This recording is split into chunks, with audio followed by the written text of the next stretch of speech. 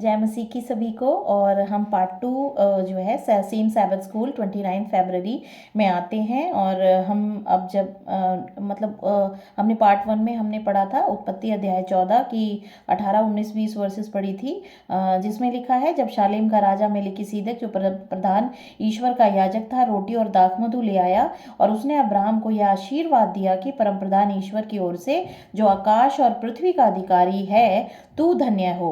इस तरीके से हम आगे फिर जब बढ़ते हैं, इसमें लिखा है, क्या पुराना नियम कहीं और कहता है कि राजा दाऊद या इज़राइल का कोई अन्य राजक मलिकिसीदक के समान राजा या याजक था? हम इसके बारे में केवल भजन 110 में पढ़ते हैं।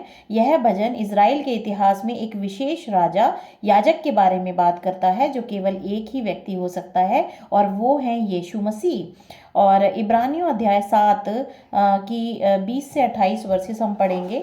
इसमें महायाजक के रूप में यीशु का कार्य हमें आशा क्यों देता है और हमारे दिलों को विश्वास से भर देता है। इसमें हम पढ़ेंगे 7 का 20 से 28 वर्ष के बीच में ये लिखा है, मसीह की नियुक्ति बिना शपथ नहीं हुई। जिस तरह से हमने अभी देखा था पिछले ये भजन संहिता 110 की 4 से 7 में कि यहोवा ने शपथ खाई, तो यहाँ पे हम देखते हैं 20वीं वर्ष में यहाँ बताया जा रहा है कि यीशु मसीह की जो नियुक्ति है वो बिना शपथ नहीं हुई, क्योंकि वे तो बिना शपथ याजक ठहराए गए, पर यह शपथ के साथ उसकी ओर से नियुक्त किया गया, जिसने उसके विषय में कहा, प्रभु ने शपथ खाई और वह उससे फिर ना पछताएगा कि तू युगानुयुग याजक है। यहाँ हम पाते हैं प्रभु यीशु मसीह युगानुयुग याजक हैं, और वो महायाजक हैं, और स्वर्ग में हम सभी मनुष्य जाति के लिए वो एक महायाजक का कार्य करते हैं। इस प्रकार यीशु एक उत्तम वाचा का जामीन ठहरा। वे तो बहुत बड़ी संख्या में याजक बनते आए। इसका कारण यह था कि मृत्यु उन्हें रहने नहीं देती थी, पर यह युगानुयुग रहता है। इस कारण उसका याजक पद अटल है। इसीलिए जो उसके द्वारा परमेश्वर के पास आते हैं वह उनका पूरा पूरा उद्धार कर सकता है, क्योंकि वह उनके लिए विनती करने को सर्वदा जीवित है। प्रभु यीशु मसीह आज स्वर्ग में हमारे लिए, जो उन पर विश्वास करने वाले हैं, जो सच्चा पश्चाताप करके उनके पीछे चले हैं अपनी समस्त जिंदगी भर में, तो वो उनका पूरा पूरा उद्धार करने के लिए, उनसे विनती करने के लिए स्वर्ग में सदा के लिए जीवित हैं, और वो विनती कर रहे हैं। अतः ऐसा ही महायाजक हमारे योग्य था, जो पवित्र और निष्कपट और निर्मल और पापियों से अलग और स्वर्ग से भी ऊंचा किया हुआ हो। उन महायाजकों के समान उसे आवश्यक नहीं कि प्रतिदिन पहले अपने पापों और फिर लोगों के पापों के लिए बलिदान चढ़ाए, क्योंकि प्रभु यीशु मसीह पवित्र हैं, निर्दोष हैं, निष्कलंक हैं, और वो समस्त मानव जाति के लिए बलिदान ठहराए गए हैं, क्योंकि उसने अपने आप को बलिदान चढ़ाकर उसे एक ही बार में पूरा कर दिया। क्योंकि व्यवस्था तो निर्बल मनुष्यों को महायाजक नियुक्त करती है, परंतु उस शपथ का वचन जो व्यवस्था के बाद खाई गई उस पुत्र को नियुक्त करता है, जो युगानुयुग के लिए सिद्ध किया गया है। और हम देखते हैं रिविलेशन में भी प्रभु यीशु मसीह ने कहा कि जिस तरीके से मैं अपने पिता के दाहिने हाथ में आके बैठ गया, उसी तरह से मैं तुम्हें भी बैठाऊंगा। तो प्रभु यीशु मसीह युगानुयुग जीवित हैं, और युगानुयुग को महायाजक की मलिकिसीदक की रीति पे एक महायाजक के रूप में स्वर्ग में जो है कार्यरत हैं, और वो जो है सिद्ध हैं। उन्होंने खुद को जो है सबके सामने जो है एक नमूना पेश किया है कि हम एक मनुष्य जाति भी उसके जैसे आज्ञाकारी बेटा बने परमेश्वर का।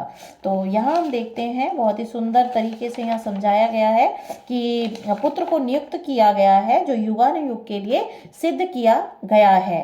और अब हम पढ़ते हैं कि यहाँ पे 28वीं वर्ष एक बार फिर से मैं पढ़ना चाहूंगी। क्योंकि व्यवस्था तो निर्बल मनुष्यों को महायाजक नियुक्त करती है, परंतु उस शपथ का वचन जो व्यवस्था के बाद खाई गई उस पुत्र को नियुक्त करता है, जो युगानुयुग के लिए सिद्ध किया गया है। तो पुत्र को नियुक्त किया गया है। मसीह की नियुक्ति शपथ के साथ हुई है। परमेश्वर ने शपथ के साथ जो है प्रभु यीशु मसीह को नियुक्त किया है।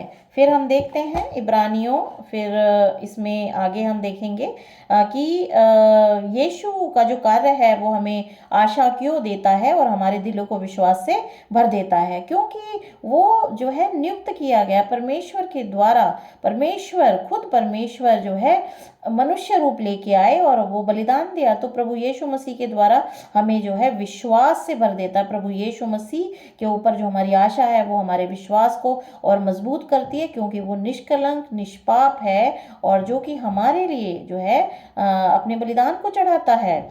यीशु राजा और शाश्वत याजक दोनों हैं, इसीलिए वह किसी भी अन्य मानव याजक या राजा से बेहतर हैं। And he is the best, इसीलिए बोला जाता है राजाओं का राजा प्रभु यीशु मसीह। यीशु स्वर्ग के मंदिर में हमारी सेवा करता है।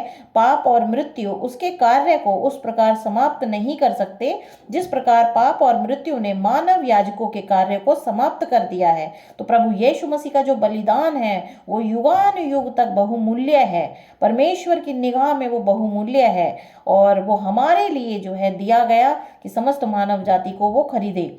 तो यीशु परमेश्वर के पास जा सकता है और अपने लोगों के लिए हमेशा के लिए सहायता प्राप्त कर सकता है। हमारे प्रेमी महायाजक के रूप में यीशु का कार्य हमें परमेश्वर में आशा देता है। इब्रानियों अध्याय 6 की 19 से 20 में लिखा है, वह आशा हमारे प्राण के लिए ऐसा लंगर है जो स्थिर और दृढ़ है और पर्दे के भीतर तक पहुंचता है, जहां यीशु मलिकिसिदक की रीति पर सदा काल का महायाजक बनकर हमारे लिए अगुवा की रीति पर प्रवेश हुआ है। इसी तरह से अगुवा, हमारा आत्मिक अगुवा जो है प्रभु यीशु मसीह है, और वो हमारे प्राण के लिए एक ऐसा लंगर है जो हमें बचाता है, स्थिर है, दृढ़ है, मजबूत है, और वो पर्दे के भीतर तक पहुंचता है। महापवित्र स्थान में जहाँ जो है समस्त बलिदान दिए जाते हैं वहां तक वो पहुंचता है। बहुत ही सुंदर तरीके से हमारे विश्वास को स्ट्रॉन्ग करने के लिए ये पद लिखे गए हैं। इन पे हम विश्वास करें और प्रभु पे संपूर्ण हृदय से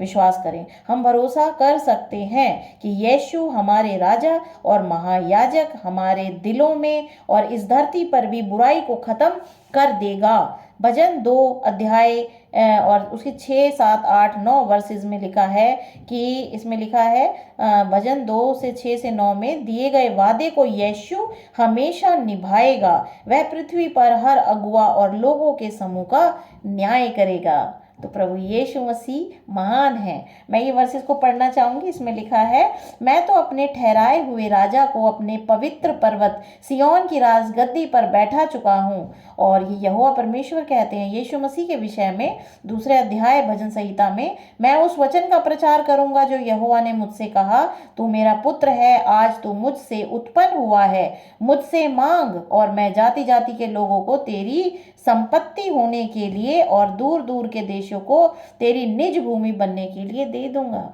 तो प्रभु यीशु मसीह में समस्त मानव जाति को जो है अनंत जीवन प्रदान किया है परमेश्वर ने। तो हम प्रभु यीशु मसीह पे विश्वास करें और संपूर्ण हृदय से उस पर भरोसा रखें। प्रभु हमारे साथ हैं, वो हमारे प्राण के लिए एक ऐसा लंगर है जो दृढ़ है और स्थिर है। तो प्रभु यीशु मसीह का धन्यवाद करती हूँ मैं, और आप सभी का धन्यवाद करती हूँ कि प्रभु के वचन को आप सीख रहे हैं। इसी तरह से प्रभु के वचन में आप आगे बढ़ें और प्रभु आपको बहुत आयत के साथ आशीषें देते हैं। तो प्रभु यीशु मसीह के सामर्थी नाम में मांगती हूँ।